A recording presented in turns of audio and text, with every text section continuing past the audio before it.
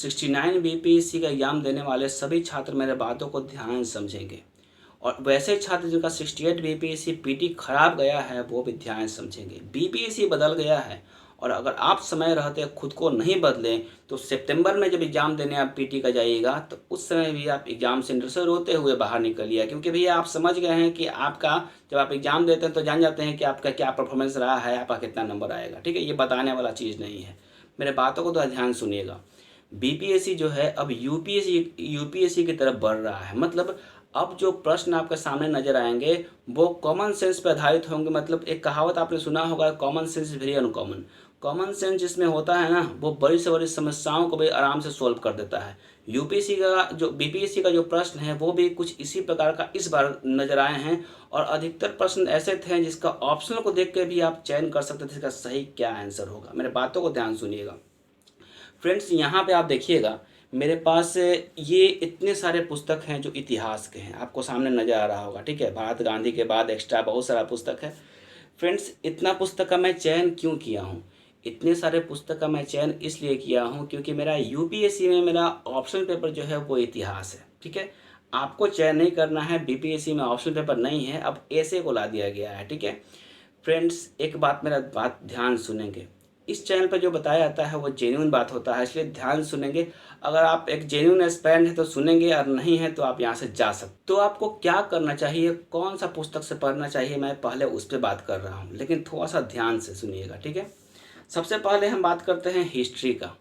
तो हिस्ट्री के लिए आपको क्या पढ़ना चाहिए मैं सब नोट किया हूँ, ताकि बीपीएससी के छात्र को इस बार दिक्कत ना हो नेक्स्ट एग्जाम में। ठीक है, हिस्ट्री के लिए जो है आपको सबसे पहले तो आपको स्पेक्ट्रम पढ़ना चाहिए। स्पेक्ट्रम जो आपको आधुनिक भारत का आता है वो पढ़ना बहुत ज़रूरी है, मस्ट है, ज़रूर आप खरीद लेंगे। दूसरा, मेंस के लिए जो है आपका Bipin Chandra modern history, Ramsharan Sharma ancient history, medieval history के लिए सतीश चंद्रा जी का बुक आप खरीदेंगे। ठीक है, एनसीईआरटी जो है 6 से लेकर 12 तक का आप जरूर पढ़ेंगे, और याद रखेंगे 11-12 का थोड़ा बारीकी से पढ़ेंगे, एनसीईआरटी को थोड़ा बेहतर तरीका से पढ़ेंगे, अधिकतर प्रश्न आपके वहाँ से सॉल्व हो जाएंगे। ठीक है, वर्ल्ड हिस्ट्री के लिए आप दृष्टि का क्विक बुक आता है, दृष्टि द विजन का क्विक बुक आता है, वर्ल्ड हिस्ट्री के लिए आप ले लेंगे। ये रहा आपका हिस्ट्री का। थोड़ा सा मेरी बातों को ध्यान देंगे फ्रेंड। एक बात मैं आपको यहाँ थोड़ा सा बता रहा हूँ, हिस्ट्री का आपको पता चल गया होगा, नोट कर लिए होंगे। ठीक है, ऊपर भी नोट हो रहा है, आप देखते जाएंगे सबको। ठीक है, ये मेरे पास देखिए एक पुराना बुक है जो आईएएस का है, आपको उल्टा नजर आ रहा होगा, आईएएस का प्रीलिम्स का प्रीवियस ईयर का प्रश्न है इसमें। ठीक है, तो ये पुस्तक आपके पास होना चाहिए, क्योंकि बीपीएससी जब आपका प्रश्न को सेट करता है ना, तो याद रखिएगा कि अब यूपीएससी का प्रीवियस ईयर का प्रश्न पे बीपीएससी का नज़र होगा। मेरे बातों को थोड़ा ध्यान से गौर से देखिएगा, क्या बोल रहे हैं सुनिएगा। यूपीएससी का प्रीवियस ईयर का जो 95, 96, 97 में जो यूपीएससी में क्वेश्चन पूछे गए हैं, वैसे प्रश्न पे खासकर इतिहास पॉलिटी का बीपीएससी का नज़र होगा, और वहाँ से आपके प्रश्न पूछे जाएंगे। क्योंकि अब जो क्वेश्चन आपके पूछे जा रहे हैं बीपीएससी में, वो आपका कॉमन सेंस पे अगर आप एलिमिनेट करना जानते हैं तो क्वेश्चन को सोल्व करके आएंगे। और एलिमिनेट करना कैसे आप जानेंगे, जब आप क्वेश्चन को सोल्व करेंगे, जितना ज़्यादा मात्रा में क्वेश्चन को सोल्व करेंगे ना, तब आप जानेंगे कि क्वेश्चन को एलिमिनेट कैसे करते हैं। मेरी बात समझ रहे हैं? पुराने जो हम लोग जिससे हम यूपीएससी के एग्जाम देते हैं, तो यूपीएससी के एग्जाम में जो जीएस पेपर होता है ना, उसमें अधिकतर जो प्रश्न होते हैं उसमें हम एलिमिनेशन का मेथड को लगा करके क्वेश्चन को सोल्व करते हैं। अगर एलिमिनेशन नहीं लगाएंगे तो हम कटअप को कभी अचीव नहीं कर पाएंगे, पीटीए नहीं निकलेगा मेरे बातों को समझिएगा। बीपीएससी भी कुछ इसी राह पे चल दिया है। अगर आप अपना ट्रैक नहीं बदलें और पुराने तरीका से आप पढ़ते रह गए तो फिर आप आउट हो जाइएगा। चलिए दूसरा पुस्तक का हम बात करते हैं। हिस्ट्री का तो आप देख लिए, नोट कर लिए होंगे। दूसरा है आपका इकोनॉमिक्स, अर्थशास्त्र। एक सिविल सर्वेंट आप पढ़ने जा रहे हैं, और अर्थशास्त्र का जो नॉलेज है ना, वो हल्का है मत लीजिएगा। वो ज़माना चल गया कि लुसेंटवा पढ़ लिए हैं या फिर जाके आप इकोनॉमिक्स में टिक मार के चलाएँ, बदल चुका है। आप खुद को बदल लीजिए।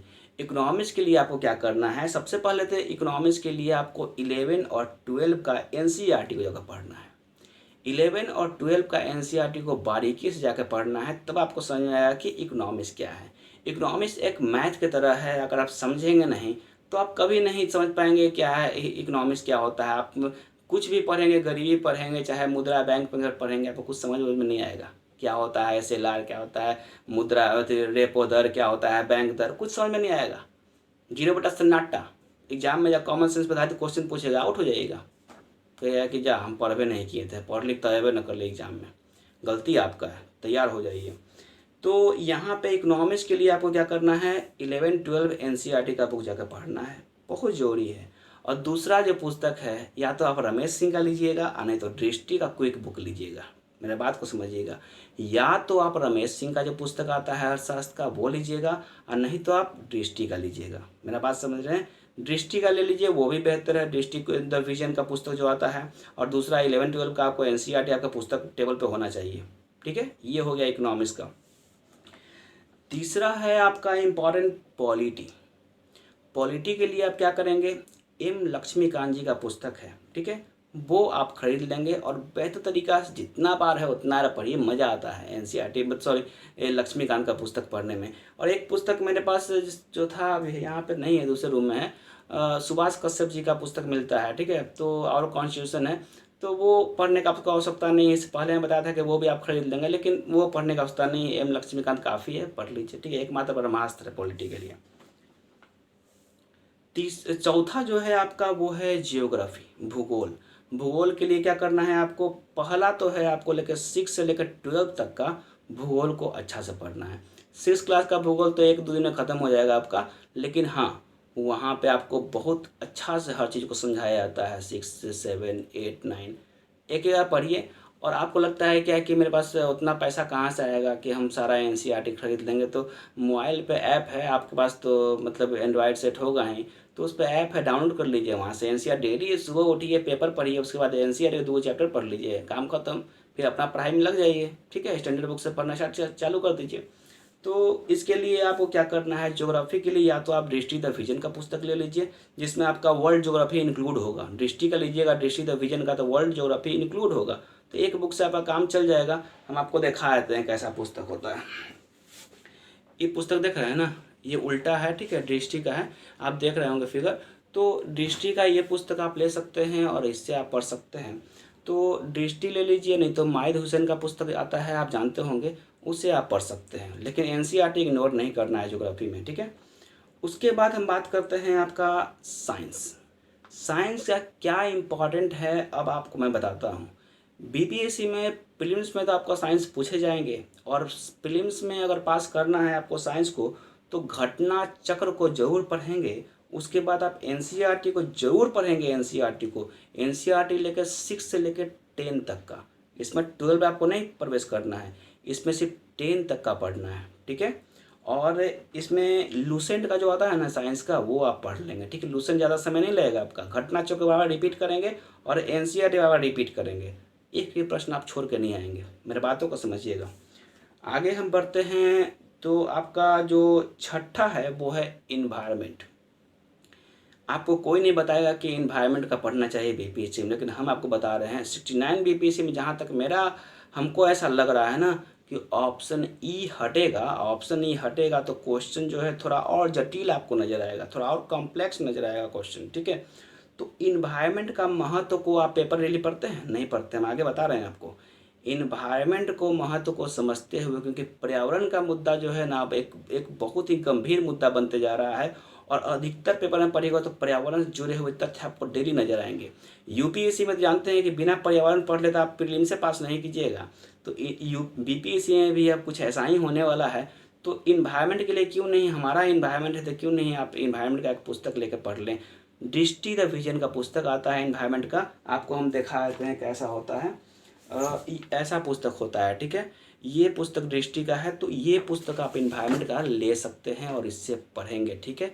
बहुत इंपॉर्टेंट है, एग्ज़ाम में आने वाले एग्जाम में नहीं फंसना है तो मेरे बातों को फॉलो करना अभी से शुरू कर दीजिए। और याद रखेंगे जो मैं बताता हूँ ये बहुत इंपॉर्टेंट होता है, कोई नहीं बताएगा, ठीक है। ये मेरा अनुभव है, मैंने 3 साल UPSC एग्ज़ाम में दिया है, और BPSC एग्ज़ाम में जितने भी छात्र हमसे पहले पढ़ते थे, और बहुत सारे छात्र जो अब दरोगा का तैयारी कर रहे हैं या कुछ में तैयारी कर रहे हैं, उन्हें भी मैं सही ट्रैक हमेशा दिया हूँ। और याद रखेंगे आज भी वो बोलते हैं कि हाँ, मैं जो रास्ता बताया वो बहुत ही सटीक और बहुत ही अच्छा रास्ता था।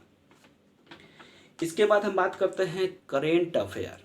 करेंट अफेयर जो है वो अब हर एग्ज़ाम के लिए बहुत इम्पॉर्टेंट है। करेंट अफेयर में आपको क्या करना चाहिए मैं आपको बता रहा हूँ। करेंट अफेयर आप बिहार के बीपीएससी की तैयारी कर रहे हैं तो करेंट अफेयर के लिए आप एक न्यूज़पेपर तो आपको डेली लेना है। घर में आता है 2 रुपया के 3 रुपया में मिलता है आपका डेली का, वो दैनिक जागरण पेपर या दैनिक भास्कर पेपर, ठीक है। कोई पेपर ऐसा नहीं है कि आपको बहुत महंगा पेपर खरीदना है, वो अमर उजाला या द हिंदू, जो भी नहीं है।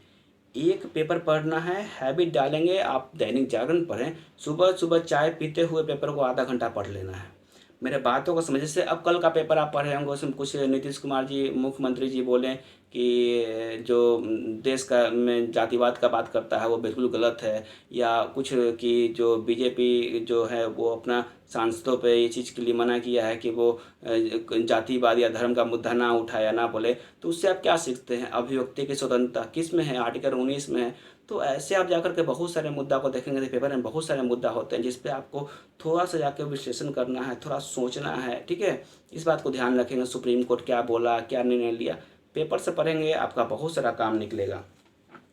दूसरा है आपका विजन आईएएस।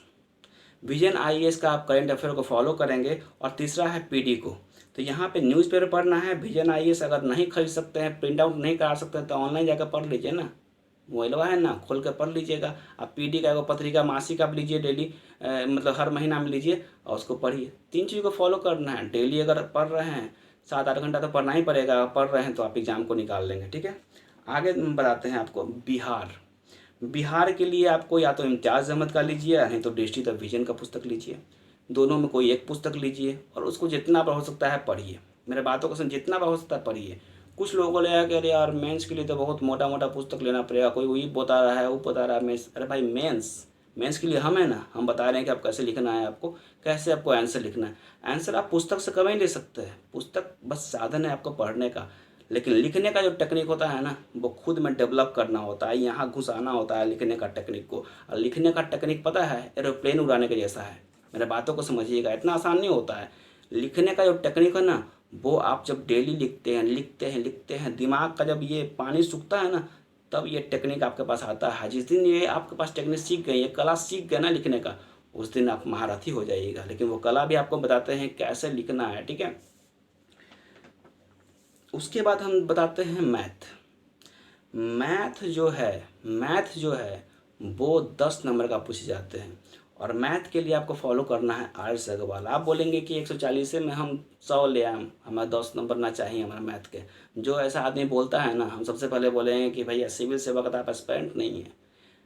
यूपीएससी में जाइएगा ना तो सी सेट जो होता है दूसरा पेपर, जिसमें आपका मतलब कि 66 मार्क्स को लाना होता है। सी सेट पेपर जो हो गया क्वालिफाइंग नेचर का होता है, तो उसके लिए मैथ पढ़ना ही होता है। मैथ मेरा खुद वीक था, लेकिन क्या करें, सी सेट के लिए पढ़ना पड़ा, रगड़ना पड़ा मैथ को हमको। हर चीज़ प्रॉफिट लॉस CI SI सब कुछ हमको पढ़ना पड़ा, ठीक है। और बहुत मेहनत भी करना पड़ा। तो मैथ आपको 10 नंबर का महत्व आप नहीं जानते हैं। इस भीड़ में जहाँ पे 300-400 सीट है ना, वहाँ 10 नंबर का महत्व को आप जिस दिन समझ गए ना, उसी दिन आप अधिकारी बन जाइएगा। और कोई बोलता है कि नहीं 140 में हम 100 ले आम, तो फिर आप कहीं ना कहीं अभी दुनिया नहीं देखे हैं, ये बचपना वाला बात कर रहे हैं। पढ़ना होगा, मैथ पढ़ना होगा, रगड़िए, ठीक है। मान लीजिए कि आप ये सोचिए कि प्रीलिम्स में अगर आप मैथ नहीं पढ़े, 140 में आप मार दिए 120 सही हो गया, मान लीजिए सपोज डेट, जो कि पॉसिबल नहीं है जहाँ तक हमको लगता है। मेंसवा में जो पूछता है, सांख्यिकी जो पूछता है आपका 75 नंबर का, बीपीएससी में पूछता है, कहाँ बचिएगा, बनाना तो पड़बे करेगा। उसके बाद जो आपका प्लानिंग है वो है आपका पर मंथ में एक आपको टेस्ट देना है। ये टेस्ट में चीटिंग नहीं होना चाहिए। एक मंथ में टेस्ट देने के लिए आप क्या कीजिएगा, कोई संस्था से जुड़िएगा, ठीक है। पैसा है तो जुड़ जाइए, अच्छी बात है। नहीं है पैसा तो वैसे छात्र मार्केट से किताब खरीदेंगे, जहाँ पे सॉल्व पेपर का आता है, बुक मिलता है बहुत सारा, कोई किसी भी संस्था का मिलता हो, खरीद लीजिए।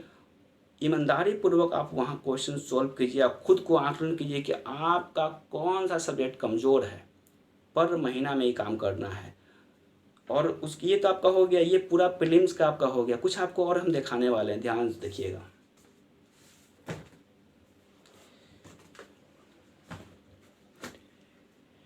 ये पुस्तक देख रहे हैं आप, ये पूरा NCERT है। और मैं एनसीईआरटी को आज से नहीं, बहुत पुराना हो गया, और एनसीईआरटी को जो बुक मेरे पास नहीं है हम उसको ऑनलाइन पढ़ लेते हैं, लैपटॉप खोलते हैं वहाँ से पढ़ लेते हैं, ठीक है। तो एनसीईआरटी बहुत इंपॉर्टेंट है, यूपीएससी का या उत्तर प्रदेश लोक सेवा आयोग हो या कोई भी एग्ज़ाम हो, एनसीईआरटी मस्ट है, ज़रूर पढ़िए। और एक चीज़ और मैं आपको दिखाना चाहता हूँ,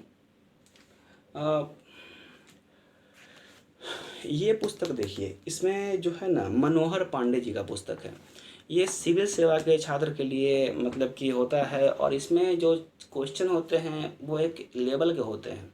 अगर ऐसे प्रश्न को आप सोल्व करते हैं तो आपको मैं बता देता हूँ कि आप बहुत अच्छा कॉमन सेंस का यूज करने लगेंगे।